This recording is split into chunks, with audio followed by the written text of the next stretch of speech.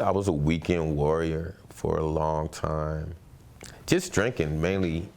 I started young through death of my father and not having my mother for so long and her coming into my life and just totally changing it.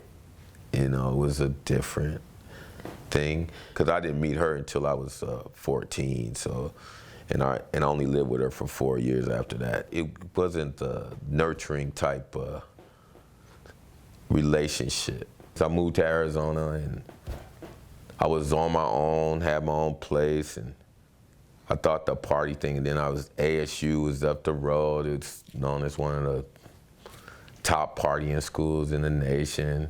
So I kind of fit in for a minute until I didn't.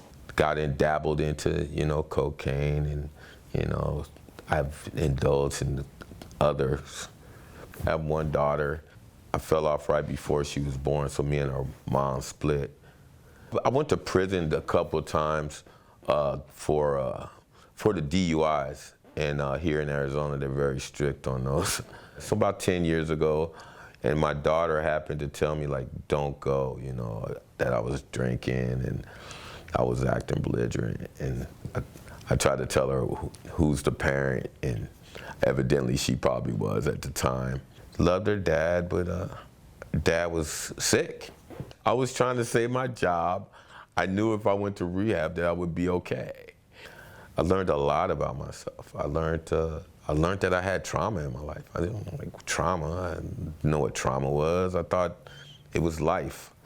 I didn't know that it affected my psyche. And APT helped me see so much that I never knew possible. I started learning how to do service. I learned how to be mindful, and it was just so helpful. The staff was great to me, I got into the community of sobriety, and now I'm immersed in it. The volunteering, they helped me find a voice, that total surrender and having an open mind, and just like the facilitators here, my therapist, great, wonderful, wonderful. And like I said, ABT helped me so much, working out here. I got back in the gym. I started working on myself. But then I learned how the chef showed me some things. Oh, when the chef, that was one of my favorite things too. When chef would come and teach us. When I learned how to fillet a chicken, a chicken breast, that was big to me. And learning how to season and how to, have a juicy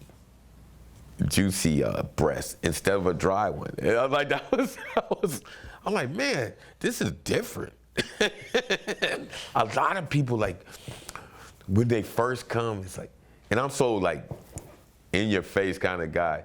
I'm like, they like. And some of them right now, they're like some of my best friends. And they say, you scared me. You just jumped on me. I'm like, no, you're going to speak. We're going to talk. We're going to get you out of the shell. Because it's had the head down, sad. Let's get over that. Let's move forward. I'm an outgoing person, but I'm closed down to individuals. My therapist he got me to open up and realize a lot of things that needed to be fixed. It's a daily struggle, but they gave me the tools to do so, I'm more confident with myself. I feel it.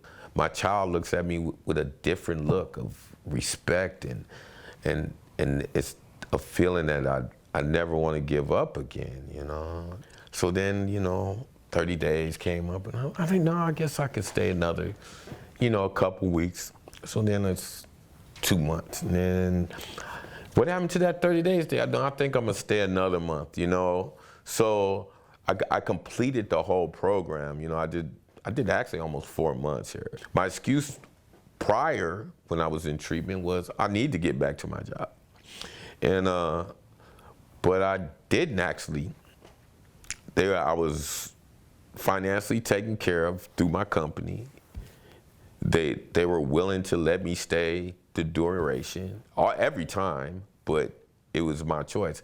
And that's when I learned that I tried it my way. Didn't work.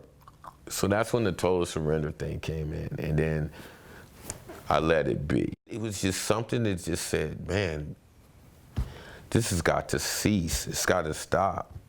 It just can't happen any longer. Killing myself is a strong word for me, but I was close. Not suicidal, but just like letting everything just be what it be.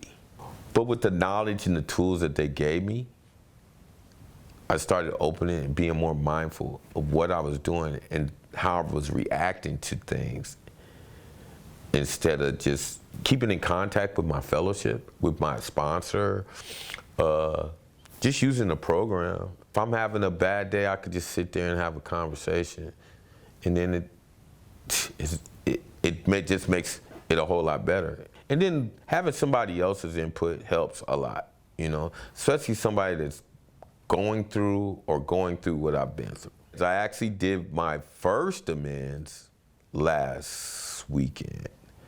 And my first amends was to my daughter.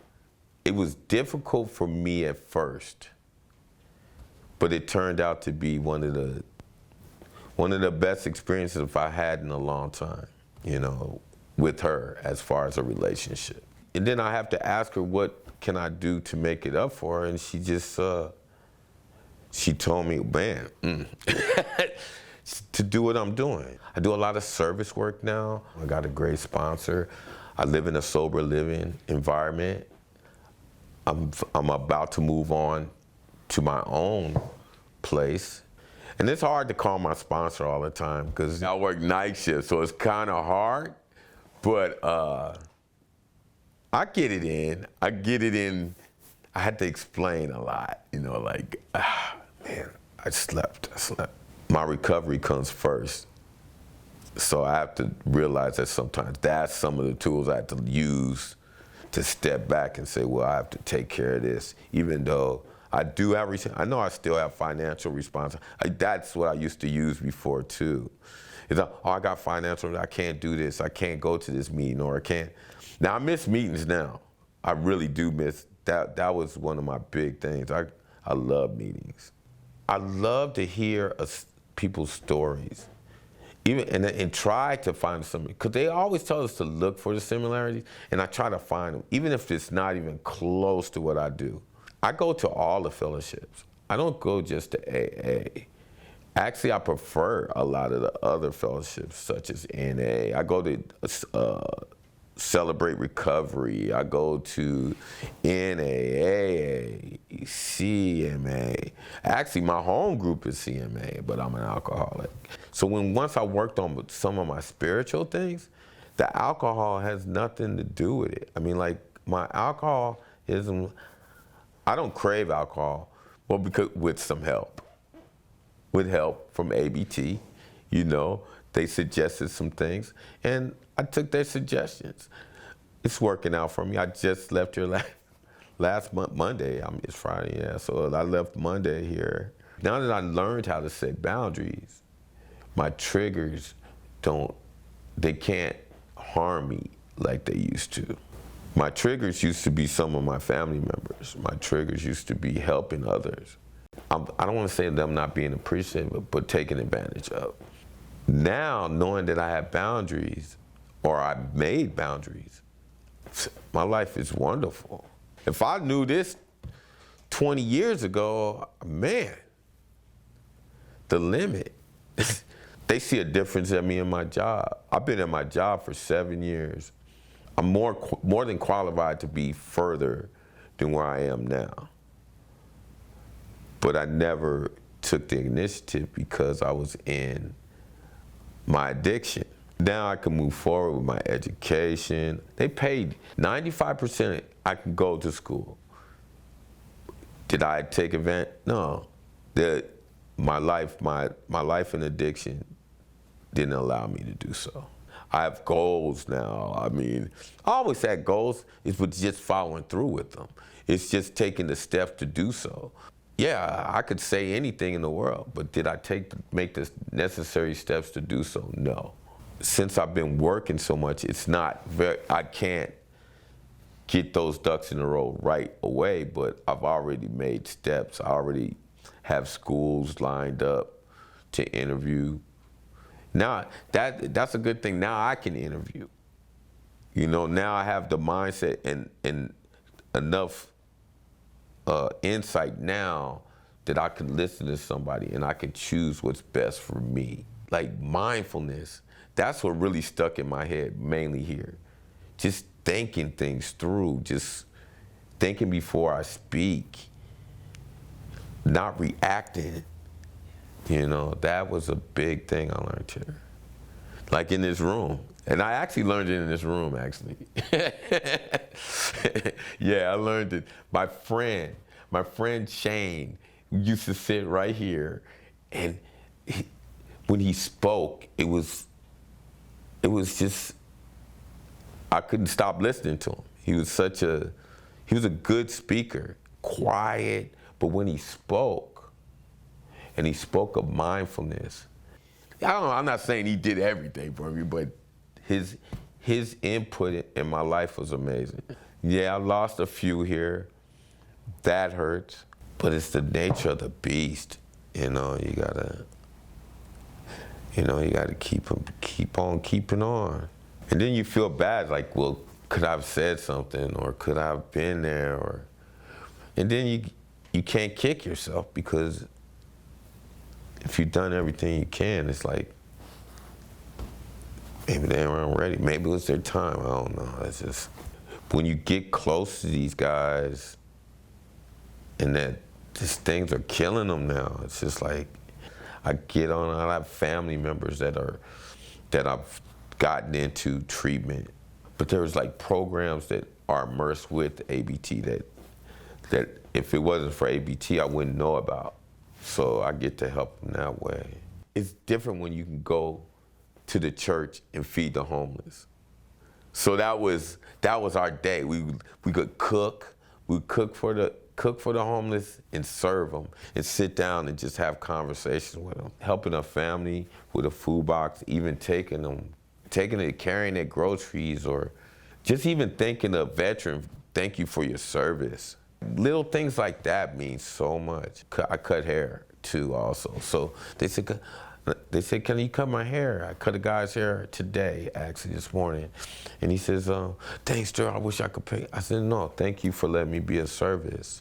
That's what keeps me sober now, being of service, doing my steps, you know, coming back and seeing the new people, even sharing with them. If I don't get all of them, I'll get somebody. You know, I'll touch somebody's heart enough to end it. You know, like just to stop the insanity, the chaos. I'm tired of it. You know, I was tired of the chaos, destruction, relationships. You know, everything. I'm like so happy. And they say, oh, Daryl, you're always on the go. You're always on the go. You don't sleep. And I said, well, I'll sleep when I'm gone. I'll be all right. Now, I just want to thank ABT for just, you know, just giving me this joy that I have in my life right now. You know, this place has changed my life for the better.